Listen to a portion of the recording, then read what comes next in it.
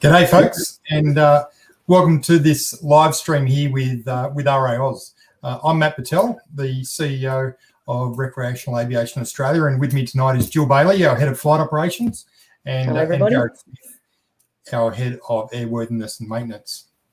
I'm coming to you from a pretty wild and windy and wet Canberra tonight, or just north thereof, and so hopefully the rain and the wind, you can't hear it in the background, but we'll certainly do our best. And I'm now using my new, and the team's sick of me saying it, but I'm using my new Starlink satellite internet tonight too, given that I live out in the sticks. So hopefully the rain doesn't affect that also. Tonight we'll be sharing with you some information about the new regulatory changes that come into effect on the 2nd of December. Sounds a bit like a bit of a boring kind of seminar tonight, but actually far from it, because we're also going to be talking about our newly minted privilege of the 760 kilo maximum takeoff weight, and plans around bedding that in over the next 12-18 months, and of course controlled airspace access as well. And I can see that we've already got some questions on both of those issues coming through, so thanks to everyone for participating, and that's really great.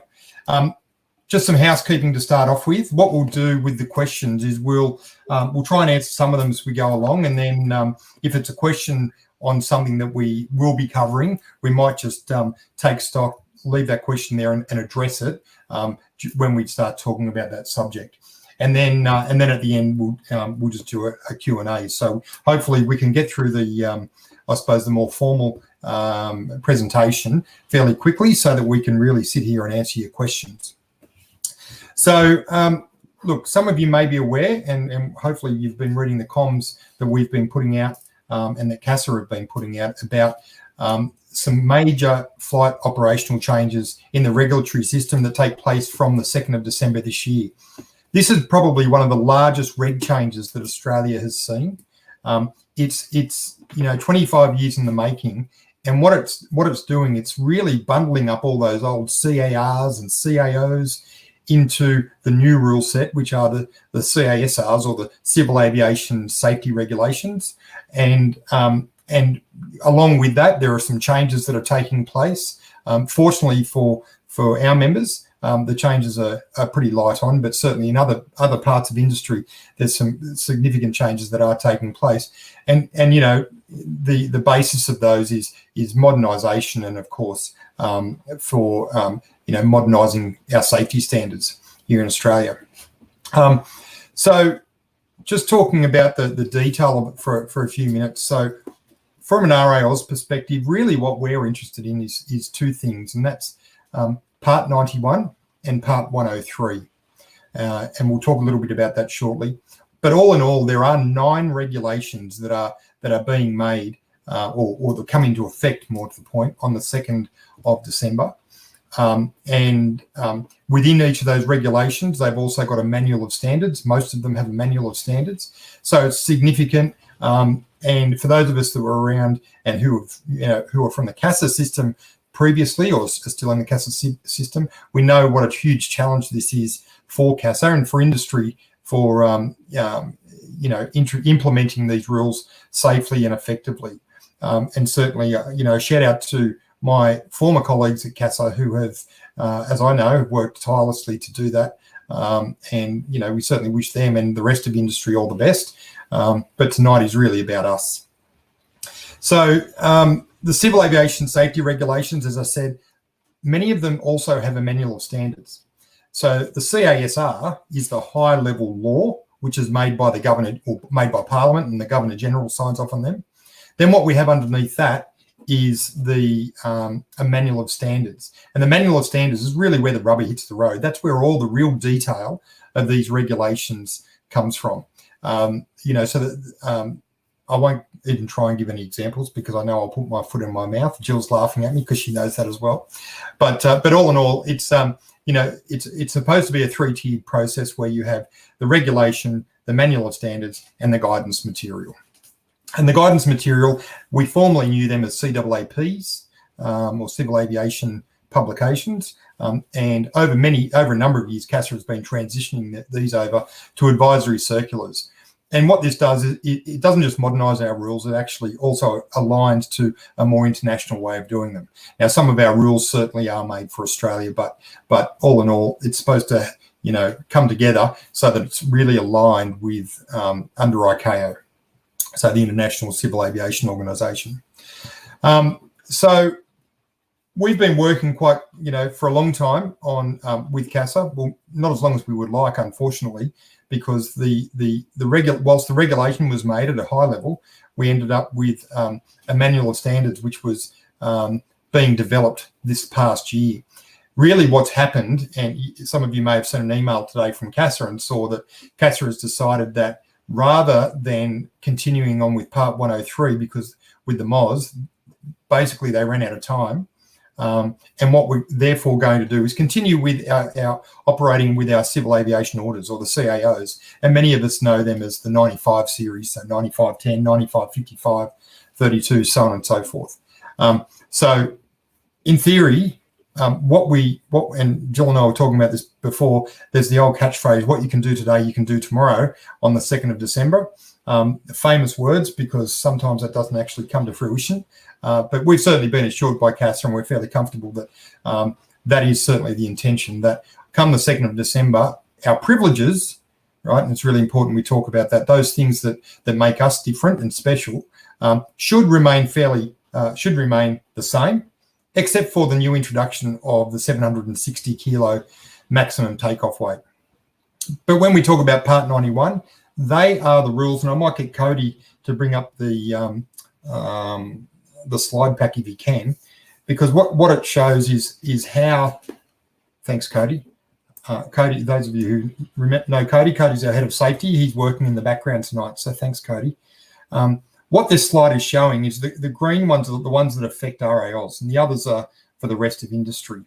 So Part 91 really is the main rule set that everybody works to, but the sub regulation, so in our case Part 103, what that does, it gives us some specific rules just for sport organisations, sport and recreational aircraft, but it also turns off some provisions in Part 91 and says, for this section of Part 91, ignore it.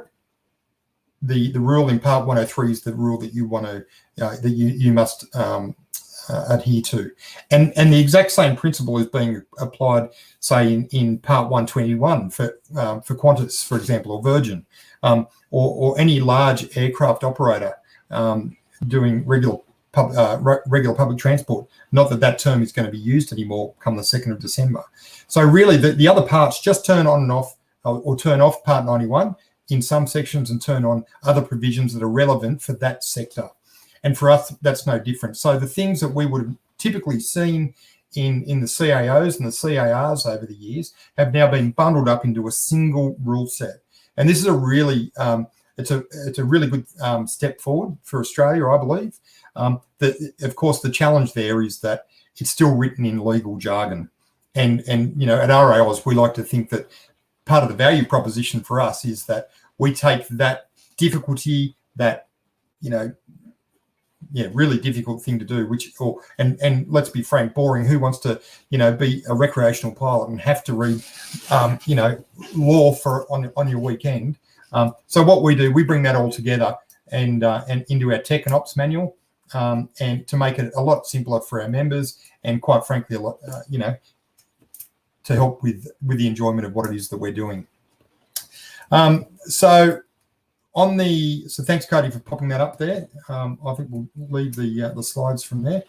From a privilege, an increase in privileges. So as you can see from a lot of these comments here, a lot of people have been asking about getting a maximum takeoff weight increase. Jared and Jill will talk about from an operational standpoint what that means. But I think it's really important to acknowledge that, of course, our members have been asking for this for many years. And I really want to assure our members and point out that so many staff in RAAus, past and present, and board members have worked tirelessly for many years to get us to this point where it's going to be written into LAW law. So very shortly, we expect to see an amended CAO come out from CASA, or amended CAOs, plural, and that will have in it, in 9555, an opportunity or a pathway for us to operate at 760 kilos in some circumstances. So that's a really a huge thing that we should be celebrating as RAAus. And it's great for our, our whole industry. We're about making aviation accessible, more affordable, all of those kinds of things. And if we can expand, what it is that RAAus does, that can only be a good thing for our whole industry. There's two other items really that disappointingly, I suppose, didn't make it into the CAOs, into the new CAOs. The first one is that, to start off with, we're going to have a 45 knot stall speed limitation. And what that really does is it will limit some aircraft being able to take advantage of this new privilege. There's a bit of a technical reason why, but the crux of it is, whilst CASA consulted on this a few years ago, what they've told us is their policy remains at 45 knots, and therefore they believe that it's important to go back out to industry to make sure that there are no safety impediments for removing that limitation. And I think that that's a really important point, that this is about safety, okay? And if I do believe that CASA have seen that this can be introduced safely, or the limitation, more to the point, can be removed safely.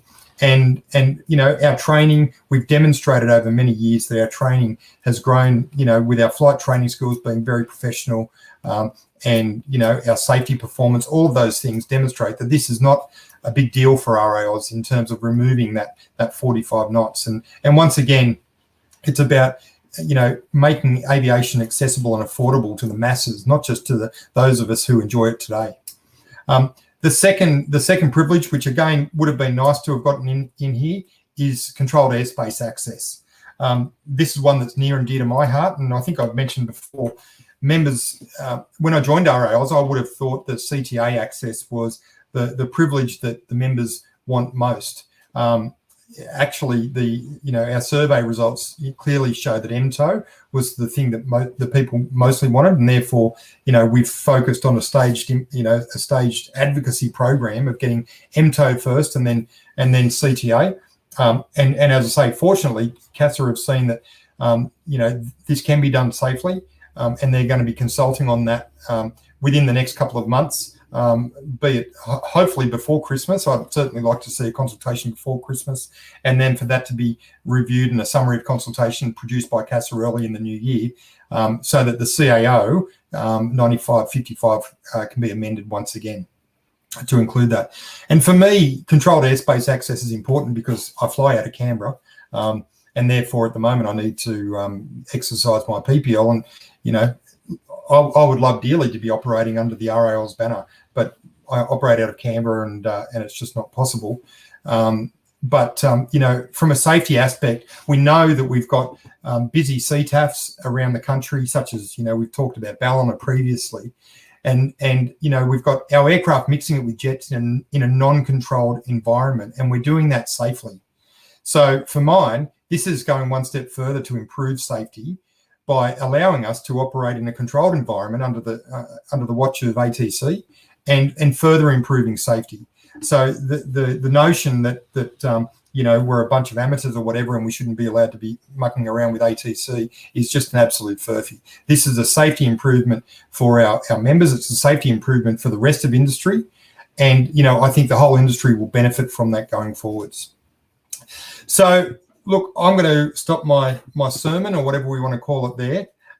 We've got lots of other things we want to talk about tonight. I'm going to hand over to Jill, and Jill's going to introduce herself tonight, and also then start to talk more about those operational matters with the regulation changes. And then we'll get in, and then over to Jared, and then we'll talk about the detail around the max takeoff weight. So over to you, Jill. Thanks, Matt. And while it was the world according to Matt, it was actually really important to have that information for context, because if we don't understand what we're doing now, we can't understand where we're headed. So as Matt said, the CASA phrase, what you can do today, you can do tomorrow, is appropriate and relevant. We'd like to hope that's the case. The difference will be the references and where we find this information. So I'm going to get Cody to put up first off a couple of links, and CASA has worked very hard to produce some mapping documents that actually map where the current CAOs will point to Part 91, particularly, excuse me, and also the current CARs that are being absorbed into Part 91 are going to be mapped as well. So there's the first link, and there's the second one. Thanks, Cody. Nice work. So the first one basically maps our CASR flight rules from our current CAOs, and the other one is for the current CARs. So that's a pretty important link to follow to start with. It actually is laid out quite nicely. You can see where the current reference is and what the new reference will be, but effectively the rules haven't changed terrifically for us, other than a couple of specific changes which relate to things like hemispherical levels. So as pilots would know, we try to fly hemispherical plus 500 feet in particular directions from 5,000 feet and above AMSL. The change with Part 91 will be where operationally possible from 3,000 AMSL or 1,500 AGL. So that's a pretty important one to understand. And again, from 2nd of December. The other one is relating to things like alerted sea and avoiding sea TAFs, etc. But we don't want to get into too much of the specifics. It's just part of our acceptance and expectation for our pilots and our rating and approval holders to actually go and research some of this. And shout out to Craig Day, quite rightly pointed out the plain English guide for Part 91 is a great reference, as is the visual flight rules guide. Just make sure it's the 2nd of December version, because it will be different from the previous version. So we'll obviously be working pretty darn hard in the background to amend our references in our manuals, in our exams, in our syllabus, in our training documents. There's going to be a whole lot of work in the background for us getting all of our documentation ready. But I'd like to think that most of the pilots would consider this an opportunity to get their regulatory knowledge up to date, as an example. Once we know more, we'll be providing a whole lot more resources on the website as well, but obviously CASA has done a great job with resources there as well. So that's a bit of a quick summary for the Part 91 103 world from our perspective. A lot of what we will be talking about at the moment for 103 as example, we don't actually know until we see some documentation. So I'm going to hand over to Jared first off for the part that everyone is hanging for. Let's find out a little bit about MTOW and the increase to 760. Jared. All right, thanks, Joel. I just want to begin with the why. Why a weight increase. I think that the reason for the original application that was made to enable the CAOs to register and operate an aircraft above 760 kgs was primarily to increase aviation participation in Australia. We have 160 to 170 flying schools that are not currently operating a Cessna 150, and that just provides unlimited opportunities moving forward. And we've seen an increase in participation at every weight increase that has been implemented. From 300 kgs to 450, 544 to 600, the aircraft register membership has grown to stable numbers that we have today. So 10,000 members, 3,500 aircraft, albeit with a small percentage growth year on year. The original weight increase proposal outlined a clear delineation between the operation of highway aircraft and the current operational requirements for Group A aircraft 3-axis 600 kgs. And to be clear, the introduction of a new category does not affect the current Group A operations in any way, not negatively, not positively. So an aircraft that will be registered in Group A will be required to be registered in the new category, new proposed Group G, to operate above 600 kgs maximum takeoff weight.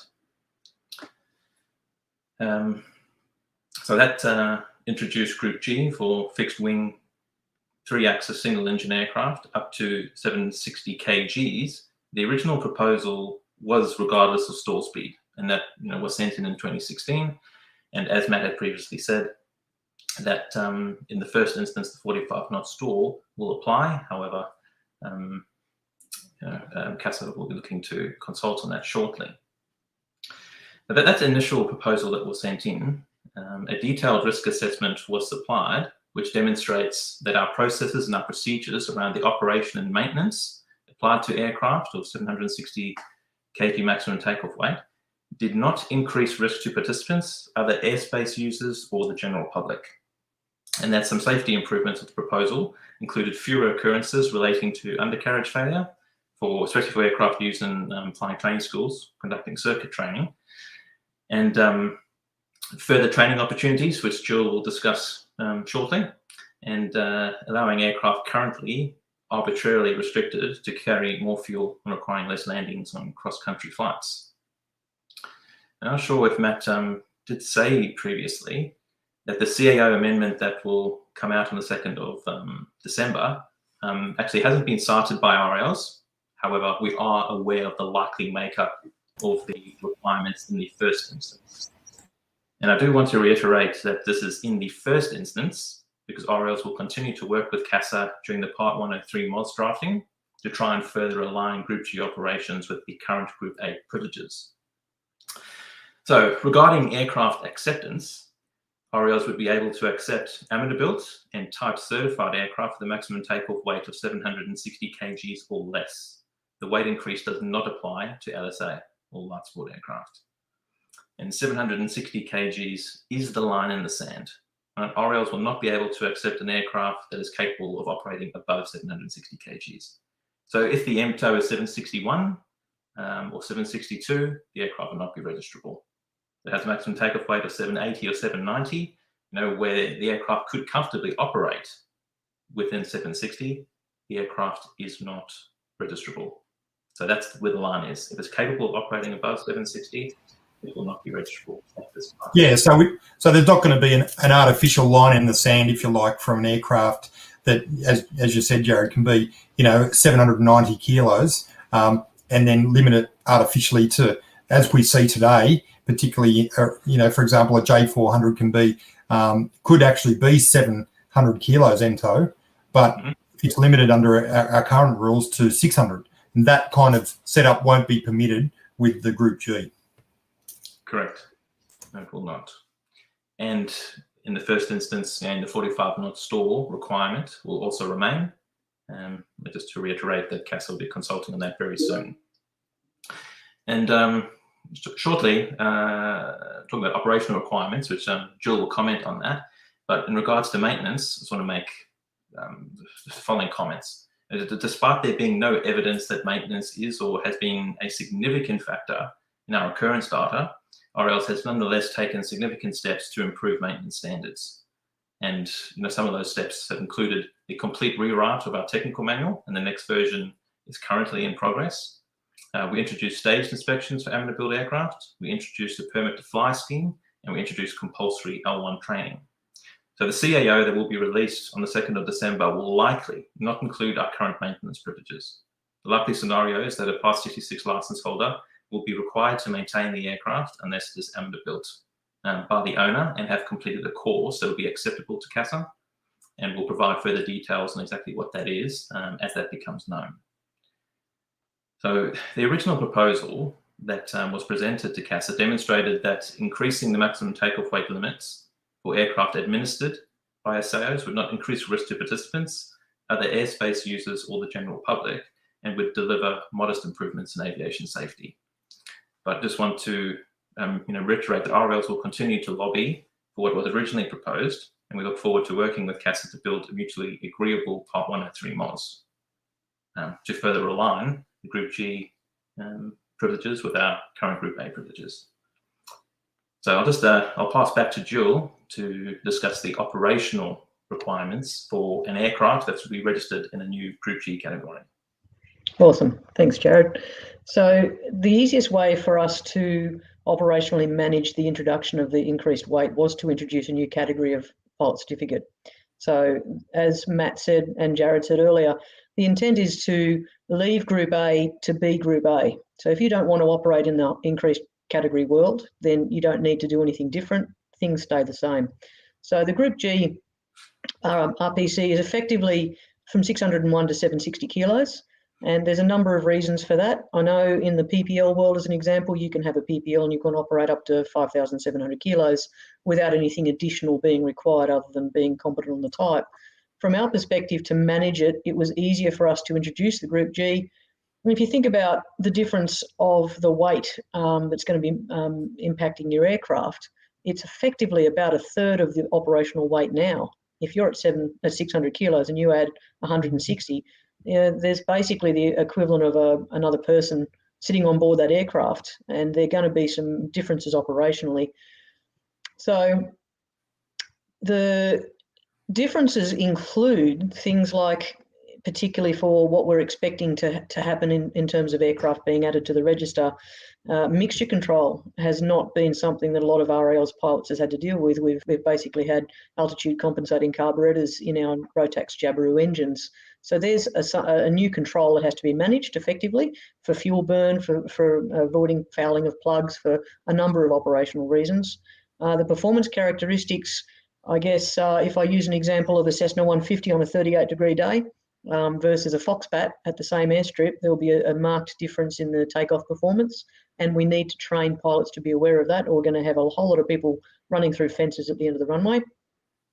Weight and balance is another important factor, which is still relevant to Group A, but probably has a greater focus for us in Group G, and that will filter down to Group A as well. And even just the differences in operating between a low climbing and a Rotax, or a Continental and a Jabiru, as an example. So the way we're going to actually manage it is to effectively use the Group A syllabus as it currently stands and add Group G expectations and requirements specifically to make it relatively simple. And obviously we also have to manage our instructor cohort, because they're the ones that are going to be out there issuing these RPCs. So we have a phased approach there to actually recognise existing holders of PPLs or RPLs with that weight increase that's already there in the CASA world, to allow us to issue a Group G pilot certificate and the rating or approval to the appropriate person from there. The other thing is obviously then to allow for those examiners to train our pilot certificate holders and issue Group G. So we're going to try to manage our workload and obviously manage members' expectations of how this is going to be rolled out by staging those processes. And we'll give you more detail on that as we proceed.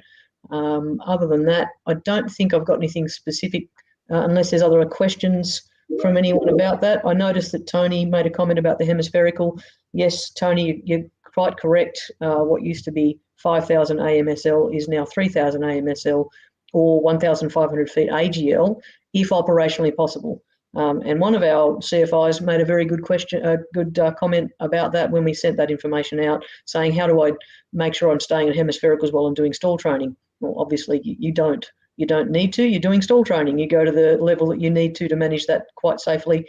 But if you're traveling, cruising from point A to point B, where operationally possible, you should be trying to comply with that amendment that will be in force on the 2nd of December.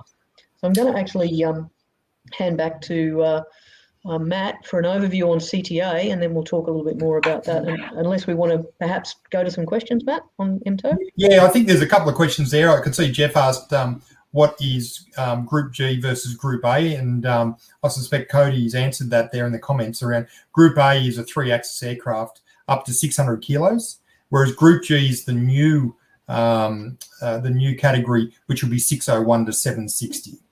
So so that'll be the add-on, I suppose, to your license, if or your certificate, pilot certificate, would be Group G if you choose to go down that path. There's a comment there too, Mark, from Mark, sorry, Matt, to interrupt.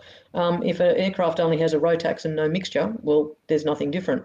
It's expected that the pilot will operate the aircraft in accordance with the pilot operating handbook, and also RAAus, which we talk about for type training. So we talk about the differences in aircraft from there. So nothing changes from that perspective. Yeah, and I think the groupings is a really clever way of doing this, in that it gives a general skill set for a general type of aircraft, but there's always going to be those idiosyncrasies, as Jill just pointed out, like be it a mixture control or whatever, that's different from, say, a Cessna 150 through to a Jabiru, for example. So just on the there's a question there I saw from Mark Peters regarding where was that, further up the list here. I can't find it. I'll try and find it after. Mark asked a good question there around CTA, but I might just head on into that if that's okay. The CTA controlled airspace, as I said, that's something that is near and dear to me, being on the east coast, or not quite coast here in Canberra, but being in and around quite some high density airspace, having CTA access would be very, very handy. And I can see one of the comments there about, well, I only want it for transiting, and I couldn't agree more. There's not going to be a time when now, hopefully after COVID, that we'll be seeing light aircraft really, frequenting Sydney Airport as we've seen over the last 2 years. A lot of the time, it's really going to be about transiting controlled airspace. Be it, around here, one of those is Albury. Transiting Albury, and certainly on the coast of New South Wales is Coffs Harbour. And we know from a safety perspective, when people try to do a scud run around controlled airspace, either go below it or go around it, that we see an increased rate of occurrences. And we've seen some quite high profile and very sad fatal accidents over a couple of recent years where that's occurred, particularly in Coffs Harbour. Now, there's a raft of reasons for that, but which we won't go into here. But I think that if we can get that controlled airspace access, it'll certainly give us an opportunity to remain safer, and also to do a few other things. For example, a harbour scenic, for example. There's nothing greater as a newly minted pilot when you get your pilot license in Sydney to go and do a harbour scenic one, or here in Canberra over the nation's capital. So. Although I'm sure some of you probably think that might be a bit boring, but it's quite a scenic flight to do. So it's not just about landing at controlled aerodromes; it's also about that transiting. So for me, my background in air traffic management, I said before about increasing safety for all airspace users. What we will see naturally, I'd ask Jill for her view from an operational standpoint, is naturally when you're conversing with ATC in a controlled environment, all of a sudden your radio calls become a lot better than if you're just tooling around out the back of whoop whoop, because there's no one else out there. And in fact, the rules allow you to not even use the radio if you don't believe that you're in conflict with another aircraft or in a potential risky situation. In Group Class G or within an uncertified CTAF, you don't even need to make a radio call by the law. Of course, that's not what we encourage. But once you have that controlled airspace endorsement, it just really ticks up your education level, your professionalism, and really adds to the safety of the entire system. So what I expect to see over the coming months is that consultation on controlled airspace access. And really sticking around the safety points is vital. This isn't anything other than a safety matter, as far as I'm concerned. Of course, yes, it adds to the benefits of being an RAAus member, but really this is about operational flexibility. It's about providing options for our pilots, and also we know with Western Sydney Airport, it's smack bang in the middle of the Bankstown training area. The airspace is going to be very, very congested, very tight. Where there hasn't been a model of the airspace publicly consulted yet. However, Blind Freddy can look at where it is, and in fact, I flew over it quite recently and couldn't believe how big the aerodrome is going to be, and therefore, the restrictions around the airspace. So, for those of us, or for those of you who are in and around Sydney or who frequent that, it's something that you're pretty much going to have to end up getting, I would expect, is a CTA rating or endorsement. I'm not sure what we're calling that, Jill. It'll be an endorsement in that instance. Yeah. Yep. Yeah. And Mark Peters' question before I do recall was, will instructors need to have a special qualification to teach CTA? And the answer there is yes. Basically, they'll have to hold the controlled airspace or endorsement, and obviously we'll be just doing proficiency checks before we let loose anyone who doesn't have current CTA access, and all of those operational details we'll be giving them a whole lot more detail about as time progresses. Yeah, and as Jill mentioned before also, be it, and Jared, be it the increase in MTOW or CTA, hopefully when I'm going to say when we get that, what we're going to see is a staged implementation for our members. And part of that is, and when we spoke about this as a team, about what would an implementation plan look like, we've got to, we already have so many members with controlled airspace because they're current RPL or PPL or CPL holders. We need to give them that endorsement. We also have, 1,000 or so members who have done their training at a controlled aerodrome, because we have flight training schools today at Bankstown and Archerfield and here in Canberra in Class C. So there are already RAAus members who have done their training in controlled airspace. So we need to recognise that. But we also need to recognise that today they operate under an exemption which is specifically around that place where they operate. So if you did your licence at Archerfield, you can't go for a burn up to the Sunshine Coast. You can only use Archerfield. So that person, that RPC holder, is really going to know everything, hopefully, about Archerfield, but they now need to understand the standard procedures that are used. And I say standard procedures because the standard procedures aren't standard everywhere in Australia, as many of us know, with controlled airspace. But so we need to do a gap analysis of what does that look like, bringing a person who can operate at one controlled aerodrome to every controlled aerodrome and in the en route environment. Then, or maybe not just then, but at some stage in that first phase is training our instructors so that our instructors can then offer that training to RPC holders. So, when you think about it, there's a very natural progression there. It's not just about the workload of our team. This is about the natural, I suppose, logical sequence of events. And it will be the same for MTOW as well, on how we implement that. And I touched the other day at our AGM and then the member forum, answering the question before it was asked, basically, a lot of people may be thinking, well, you've known about this for 15 years. Surely come the 2nd of December, you can just start offering these things. Well, we've been advocating for this for 15 years. But unfortunately, the devil's in the detail for both MTOW and for CTA. And we haven't yet, whilst CASA announced today, and we're very pleased to see that CASA announced today that the new CAOs will contain the MTOW, we're yet to see it, as Jared said. So there will be devil in the detail around what that actually looks like. And we're telling you tonight really about what it is that we understand in our discussions with CASA. And then the likely sequence of events afterwards. So whilst it won't be, MTOW won't be available on the 2nd of December, because we're going to have to do a whole raft of work, we're hopeful then, certainly in the first half of next year, that will be, in place and people can take advantage of that. There's one interesting question back there from Mark as well, talking about surely it'd be easy to do transition in CTA. You can't get half wet in CTA. You can't kind of train for transition and not know how to handle landing in an airport if something were to happen. So the intent is full access to CTA Class C, Class D, rather than just allowing transition.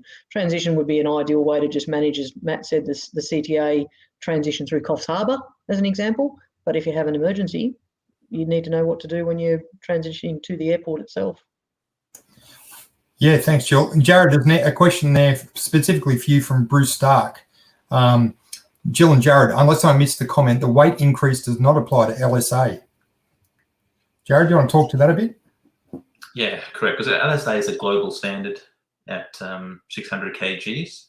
And whilst there could be further discussion with CASA, it's difficult to have a discussion about the second and third rung on the ladder when we haven't got the first rung, which is the 760 kg privilege in the first instance. So on the 2nd of December, it will not apply to LSA. However, if the aircraft was certified in another category as well, that's a possibility that we can look at in the future. But on the 2nd of December, and actually, I don't think we probably covered, when the CO comes out on the 2nd of December, that's the opportunity for RAAus to provide our manuals to CASA in order to have that approved so we can accept aircraft in the first instance. And we're looking to get that sorted as soon as possible in the new year. Yeah. I can see Michael Donson's asked a good question there, Jill. GA converting pilot to Group G, still the same 5-hour requirements? Yeah, there's a couple of really good questions from Michael, from Linda, all about the Group G I was hoping to talk to. So the Group G, Linda, to answer that one first, is a pilot certificate. So right now, as it would happen if you were to add weight shift microlight to your RAAus 3 axis or Group A pilot certificate, it requires you to do training to be issued with a brand new certificate that allows you to operate those aircraft. It's the same concept for Group G. It is a brand new pilot certificate that allows you to operate that category of aircraft. So Michael, to address your question, that's the idea. If you've got a current PPL, CPL, RPL, it will be simply send in the documentation and we'll issue you the Group G pilot certificate. But be aware that we're going to get a rush of people as soon as we announce that that's possible. So just give our staff some time to process all of that, but it should be relatively simple along those lines. There's a really cool question here from John Gardon. Sorry. I was suggesting, because there's a number of questions out there, we do have Cody in the background who's able to manage it and ensure we don't miss any questions as they come through. That'll be all right. Good point. So we got there from Jeff. So I have an aircraft with a design MTOW of 650 kgs. How and when do I take advantage of the increased limit? So if we just generally speaking, you've got a design MTOW of 650. Every aircraft, will have to go through an assessment process on application and just ensure that that design MTOW limit is applicable to that aircraft in the first instance, whether it's amateur built or type accepted. And as we discussed, we'll be getting our updated manuals to CASA as soon as we can to enable an application, some stage in the first half of next year. So Jared, just on that one, so this aircraft is 650 kilos. It could be 650 kilos. And just for those of you at home, I do this to Jill and Jared all the time, just to reinforce my knowledge of this, because it is quite technical. And I saw a comment there about how complex this can be. But 650 kilo aircraft. Okay, so tick. It fits in that Group G. It could fit in that Group G box. From a weight perspective, is it type accepted? Is it LSA? Is it amateur built? Unfortunately, if it's LSA, no is the answer. It can't go across. What are some of the other caveats, Jared, around that? Well, at this point in time, it would be a 45 knot restriction. Yep. As well. And just in the general application process, ensuring that the aircraft would comply if it was type certified with its type certificate, that it has the correct engine and propeller combination. It hasn't been modified in any other way. Okay. Which is why it's an individual application in every circumstance. And so I just tried to reiterate beforehand is that, when the CAO comes out on the 2nd of December, it's wording it's just text on a page. It's not some magic dust which just enables current 19 registered aircraft to operate above their current maximum takeoff weight. Yep. I can see there Ross is saying, I hope my 760 kilo LSA C-Ray Elite seaplane won't get confused in all of this. I think the answer for that one is no, because currently 650 kilos is the maximum weight, Ross. So you're all good. And I think Cody's got some other questions there lined up for us, Cody.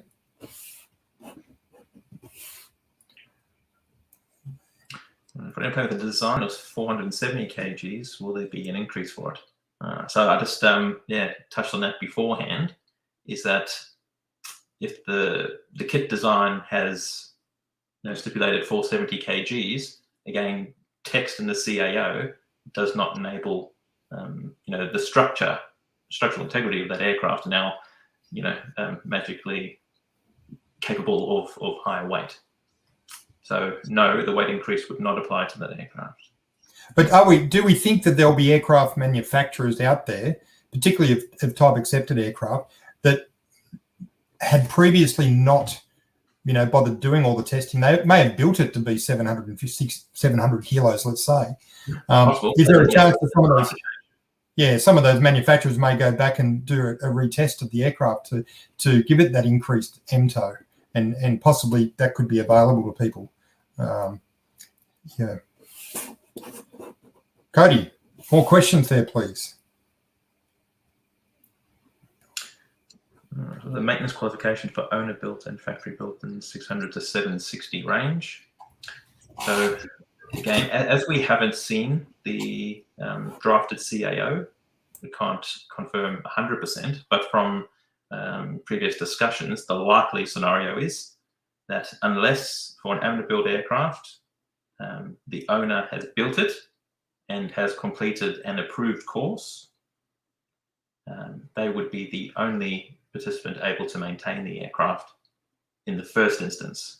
Like what I was saying before, is the Part 103 mods is going to, the drafting will begin early next year, and we'll continue to lobby to improve those current proposed privileges for a Group G aircraft moving forward.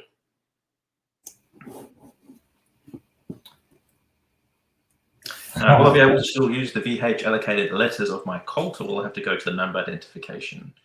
Yes, you will have to apply for an RAAus registration number, because being able to operate a RAAus registered aircraft and utilize our pilot certificate privilege, it does need to be an RAAus registration.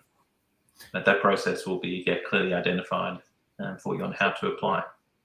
And we're also talking, which hasn't been confirmed yet, that there may be a new prefix for those aircraft operating in Group G. So at the moment, amateur built aircraft might be 19. This might be, if it's a Group G, amateur built, it may go to 20, for example. We haven't got enough prefixes yet. Yeah, that's right. We haven't made it as complicated as it can be. Oh, yeah. So thanks, Mark. That was the question I answered before around instructors issuing CTA endorsements. So yes, there will be special requirements or just training to enable you to provide that privilege to RPC holders.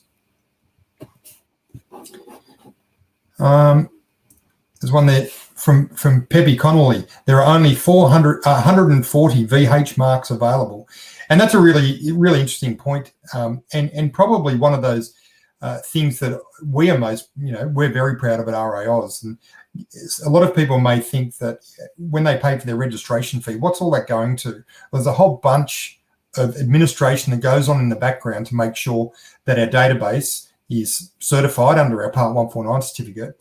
But one of the benefits of that is also that there aren't, there shouldn't be aircraft, or there aren't aircraft that are registered with us that aren't being used.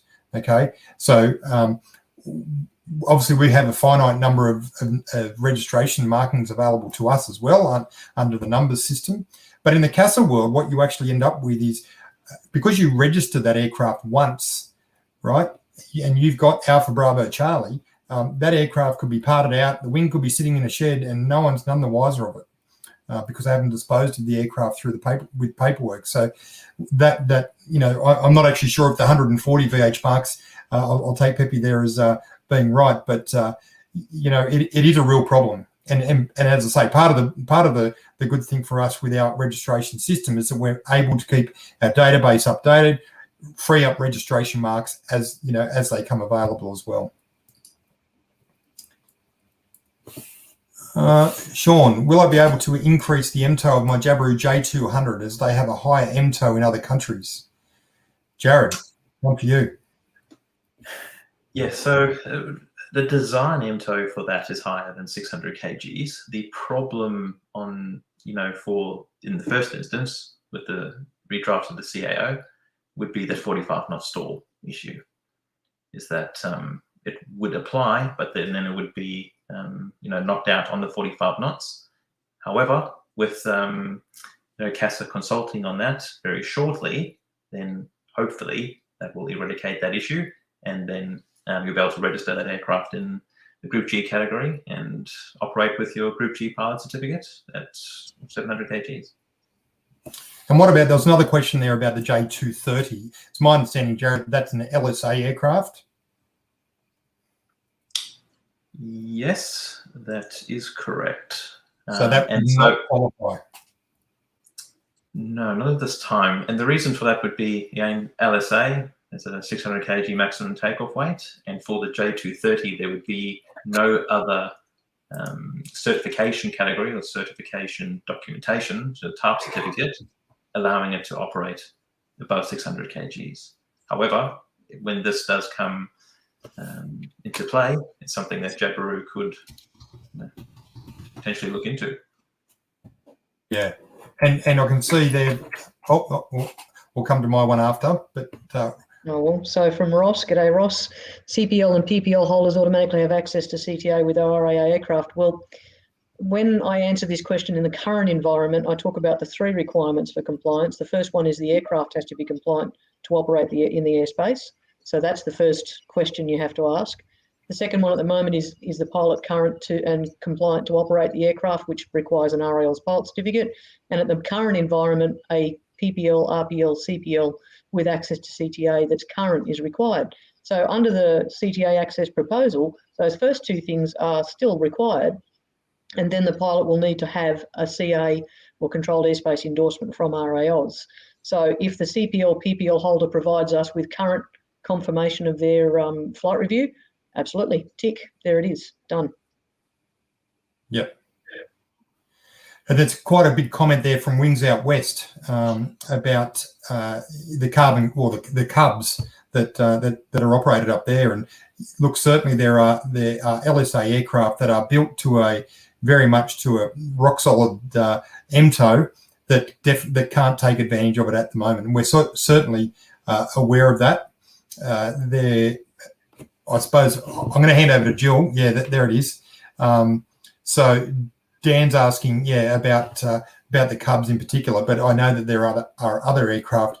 And Jared, we're only talking about this today, where some aircraft are registered as LSA, but and we can't see you at the moment, Jared. So I hope you're still there. But some aircraft are LSA, but there is, in some cases, some aircraft could be registered as a type accepted in some circumstances. Yeah, so look at the Sling, for example, is that it is certified in the 2 categories. It's LSA and it has certification in the CSVLA standard at a higher weight at 700 kgs. So what I was saying before is, we haven't had those discussions about that issue yet. It's difficult to have that discussion about the 3rd rung of the ladder when the first step with the 760, kgs hasn't been implemented yet. But that is definitely on the list.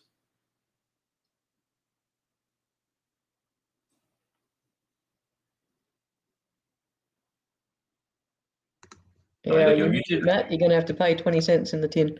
The tin first, but you think after 2 years of doing these, video conferences, I don't know, but we all do it still every day. But anyway, human factors 101. Okay, we'll go to Mike's question shortly about the medical requirement for CTAs, but let's so just confirming that PPL holders will have automatic Group G privileges.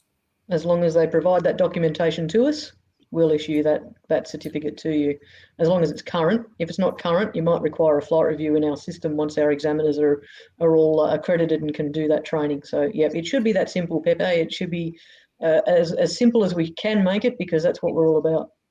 Yeah, and I think, but another important point is you also need to have an RPC. So a PPL holder can't come and fly or operate an RAAus aircraft. They must have a recreational pilot certificate, and obviously with the relevant endorsements. Yeah, sorry, Matt, I just assumed that was their understanding, but you're right. It doesn't mean that you just have a current PPL or CPL, you jump into your RAAus aircraft. You must meet the RAAus requirements, which talk about having an RPC and all the required endorsements, etc. So here's another one from Michael, and g'day from the West Australians over there. Do current PPL, CPL instructors require current CASA AFR to get Group G? Well, they're the sorts of details where we're going to be thrashing out, but I would say yes at this stage. If you've got a current PPL or CPL or RPL, because I saw another question from another participant too, if that is a current license because you've got a AFR, absolutely, send us the documentation. And again, you've got to have an RAAus pilot certificate for that to be accredited to. And another one from Michael, so do we need the same 5-hour requirements? At the moment, that's what's in our ops manual.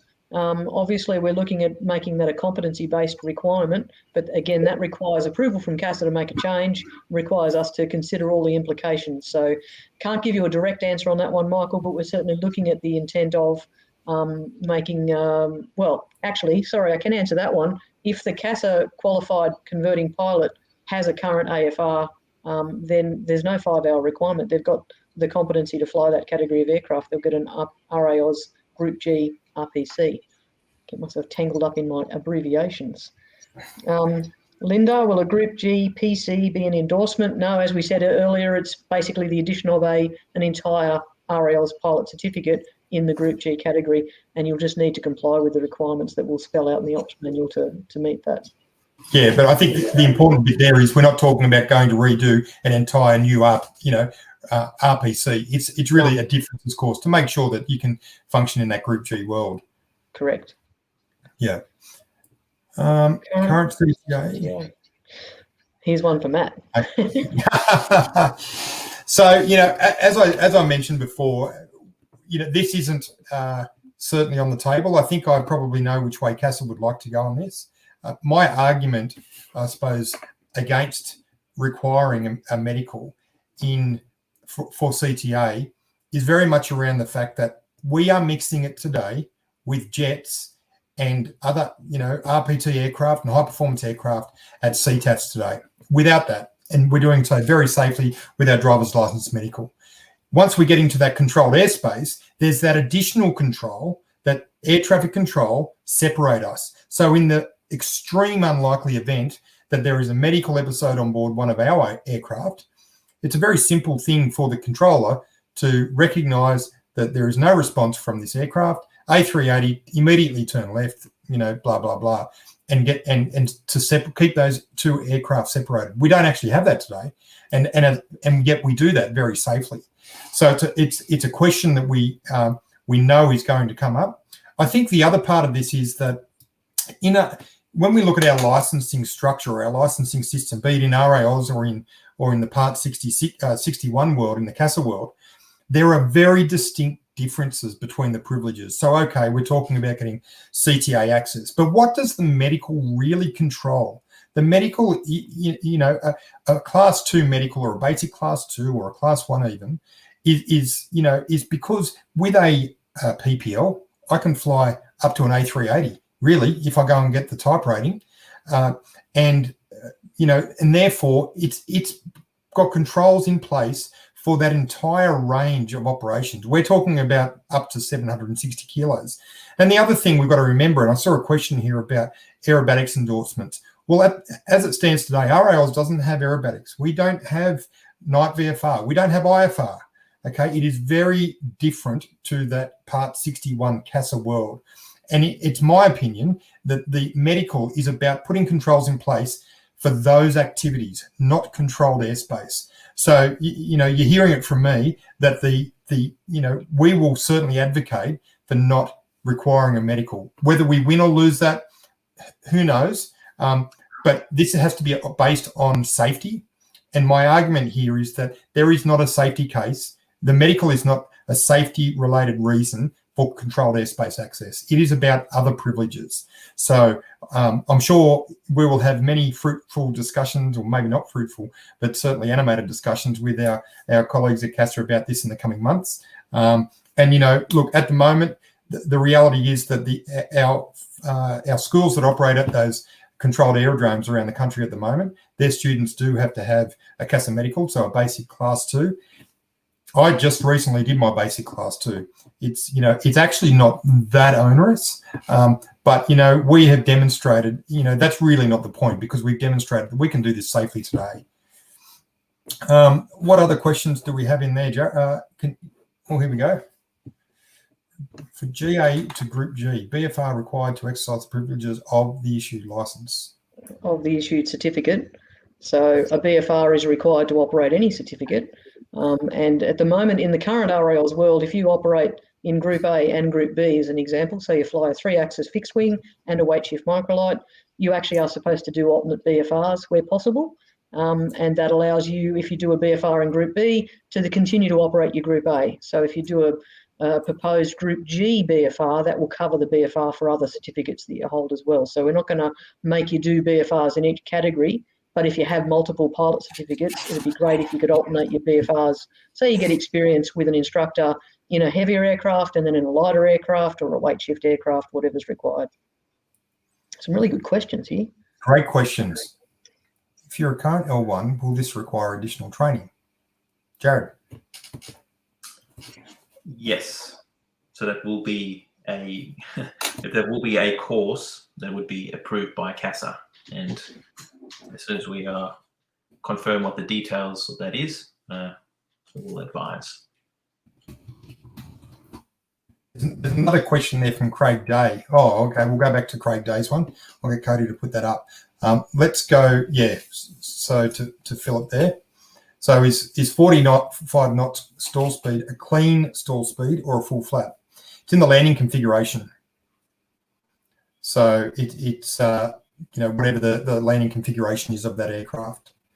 And it's a line in the sand. It is 45 knots on the dot.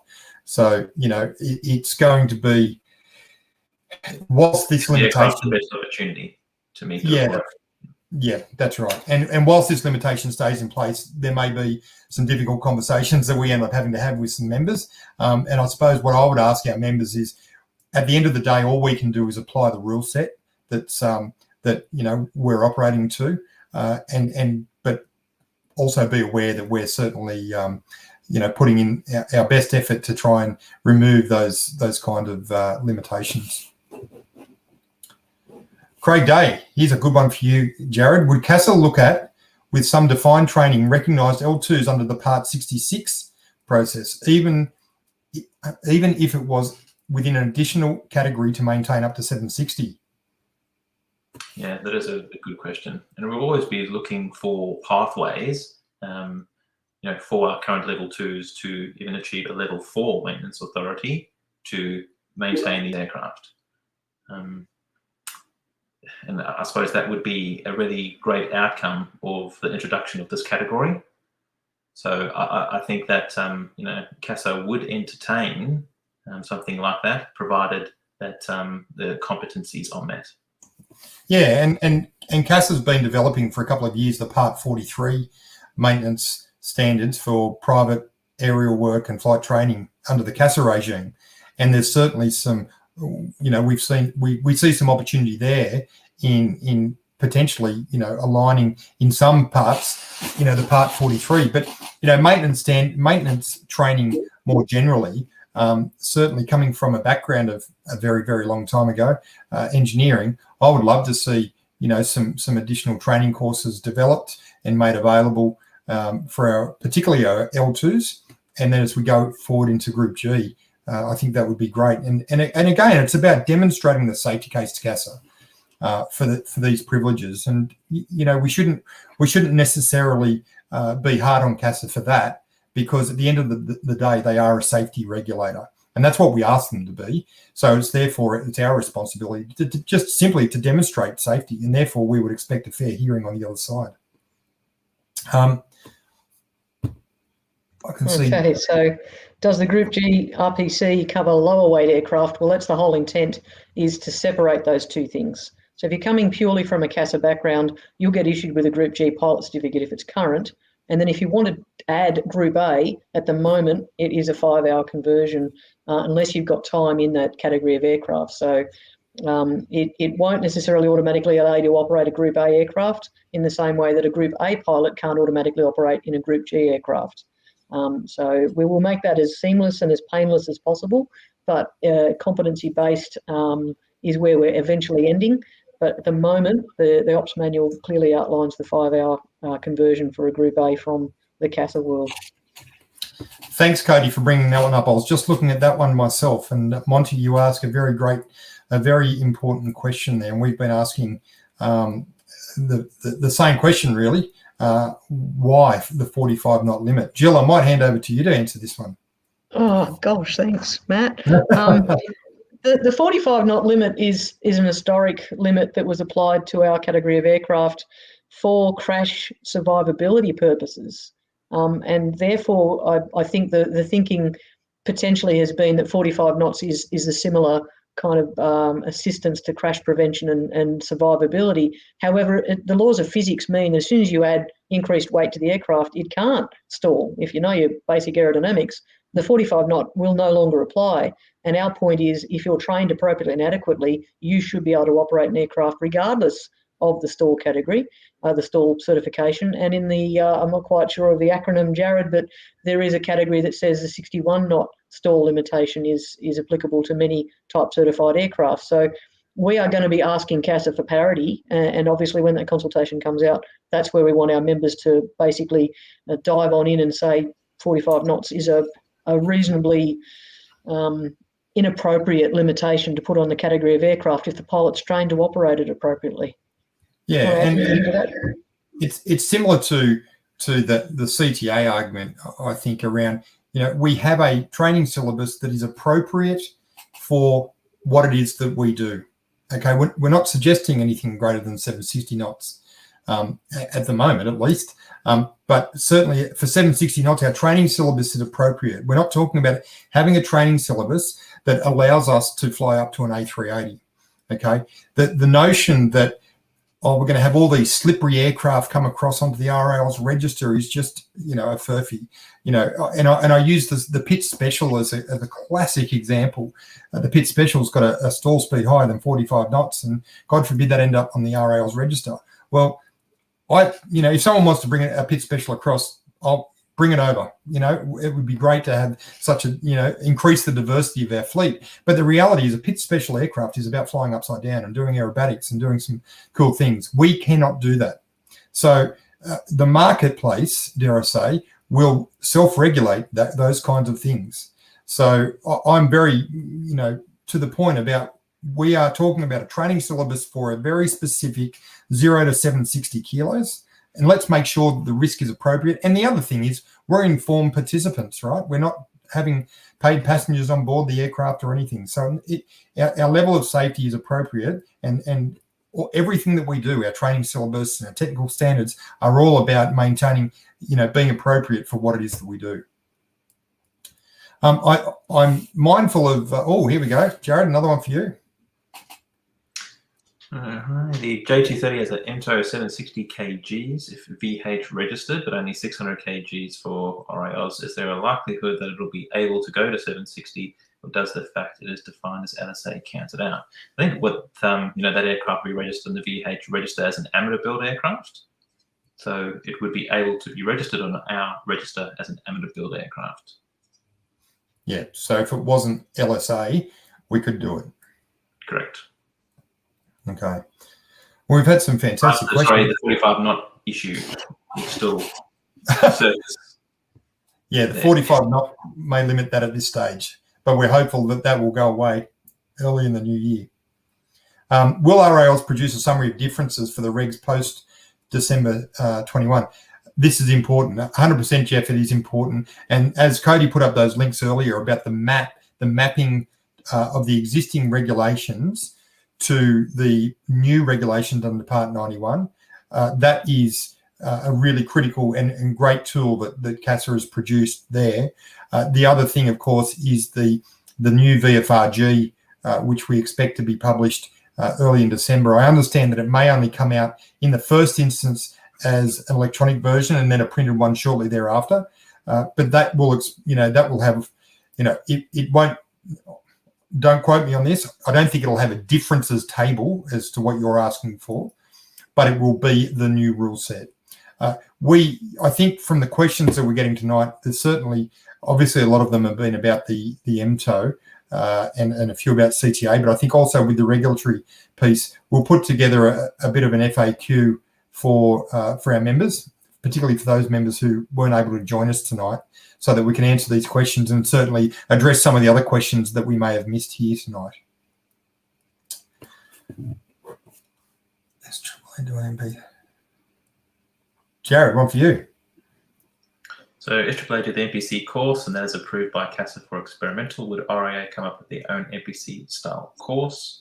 I think as we still haven't seen the finalised CAO requirements, I still think it would be likely that RAAus would accept aircraft owners who built their aircraft and did the MPC course. And yes, RAAus would look to implement their own MPC style course for aircraft builders in the first instance. Yes. So that's what we're talking about. We spoke about earlier, Michael, that this is something we were talking about actually today in the lead up to this live stream. And yeah, we certainly think that will be a worthwhile thing to do, to clearly demonstrate from an airworthiness perspective and from a flying ops perspective that aircraft is Group G. Ross, just back on the L1 question, I assume LSA at 600 kilos not affected. That is correct. That's exactly the idea of why we're separating Group A to Group G. What you do today in Group A, you continue to do. Nothing should be affected.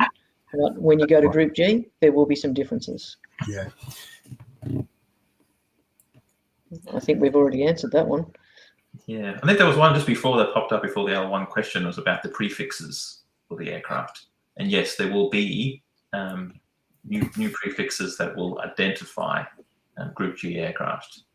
So I think for anyone out there who wants to put their 2 cents in the hat for what the prefixes should be, Do you really want to open that can of worms? Yeah, put them in the comments now. You know, one for amateur Group G and then one for, you know, tough accepted Group G. What should they be? Oh, 007 from Pepe. Beautiful for Class G or for Group G. 007, nice. One of the things that is worth considering, you know, we don't take these decisions lightly because we know that there will be aircraft that are already painted with on the fuselage and under the wings with, you know, their current registration numbers. So we recognise that it could be an impost for some aircraft owners to repaint and all that sort of stuff. So just, you know, when we make these decisions, there are lots of unintended consequences. So we've got to make sure that we identify them before we go and make any changes. So I just want to call that out. And, you know, whilst we might be having a bit of fun here, I am often the fun police at work, but, you know, just be aware we do take these matters seriously. All right. Well, I think we've got, well, there we go, some key takeaways there. So thanks, Cody. So as of the 2nd of December, the legislation will permit a pathway for RAAus to accept aircraft up to 760. RAAus expects aircraft between 600 and 760 to be registered sometime in the first half of 2022. So as that says there, the regs provide that pathway. What we have to do as RAAus, we actually have to then complete our training syllabus and documentation and then submit to CASA under our Part 149 certificate the approval to do such operations. Okay, so just because it's in the reg doesn't mean that we're good to go come 2nd of December. I think that's a really important point. Those aircraft will be registered under Group G, which is a new group, as we've been talking about. And in order to operate those aircraft, you'll need to be issued a Group G pilot certificate. Whilst there's limited information at this time, hopefully tonight we've been able to give you some insight into what this looks like going forward. As I said, you know, in my sermon, this is a really, really exciting time. We know that there will probably be some, you know, 2 steps forward, 1 step back at times, and we certainly thank the members for their understanding as we work through this, and we ask for your patience. Our aim as a team is to enable you to do what it is that you do with as little angst and as little red tape as possible. So, you know, you have it from me and certainly Jill and Jared, I know, and the rest of the team that, you know, we're here for our members. We want to encourage more people committing aviation, and we see this as a fantastic opportunity, not just for RAAus, but for the industry more broadly. So with that, we might wrap it up. As I mentioned, with the questions on the side, if there's any in there that we haven't answered, we'll certainly make sure that we do in our FAQs, and we'll continue to communicate as we go forward. I would encourage you. I know that we all get a little bit antsy getting on the CASA website and looking at regulation and all this stuff. Do yourself a favour, have a read of the Part 91 Plain English Guide. It's a plain English version of the Part 91 rule set. and I can talk, speak firsthand and I heard Shane Carmody, the former Director of Aviation Safety, talk about when we go to get our driver's license, we don't read the legislation. We read the driver's handbook. And really that's what the plain English guide is trying to do, is to provide that very basic wording, if you like, so we can understand the rules. But for us, really, there is our ops and tech manual, which we strive to make that as easy as possible. And I'd certainly, for our pilots, encourage you to read the visual flight guide once that comes out as a Part 91 edition at the start of December, because that'll be key going forward. So from me, that's a good night. Thank you for us being in your living room.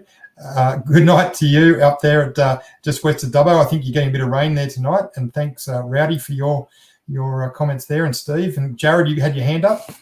Yeah, I'll just quickly answer Colin and Stan's question about the 2.4 J230s. Let's get down there. Yeah.